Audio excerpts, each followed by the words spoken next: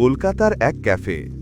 তৃষা ও Arif coffee খেতে খেতে তৃষার নতুন লেখার বিষয়ে আলোচনা করছে। আমি এবার একটা ভৌতিক গল্প লিখব, একটু ভিন্ন ধরনের, বাস্তব ঘটনার ছোঁয়া থাকবে। বাস্তব ঘটনা? ভূত টুত কিছু নেই তৃষা, সব মানসিক ভ্রম। তাহলে একটা কাজ কর, আমার সঙ্গে একবার শিয়ালমারি গ্রামে চলো। শুনেছি ওখানে একটা পুরনো বাড়ি আছে, বাড়িটা নাকি অভিশপ্ত। আরিফ গা ছমছমে হাসি দিয়ে রাজি হয়।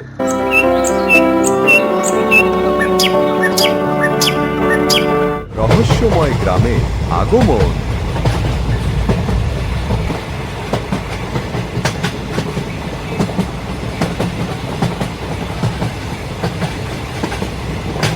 তারা স্টেশন থেকে বেরিয়ে এসে শিয়ালমারি গ্রাম যাওয়ার পথ ধরে চলেছে।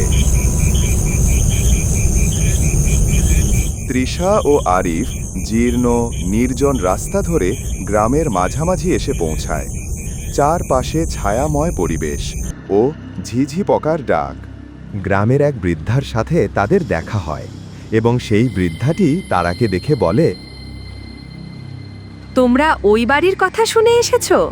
ও বাড়ি মানুষের নয়, যারা ওখানে যায় তারা আর ফিরে আসে না। ওখানে রক্তের অভিশাপ রয়েছে। এই ধরনের গল্প অনেক শুনেছি, আমরা বাড়িটা একটু দেখে চলে যাব।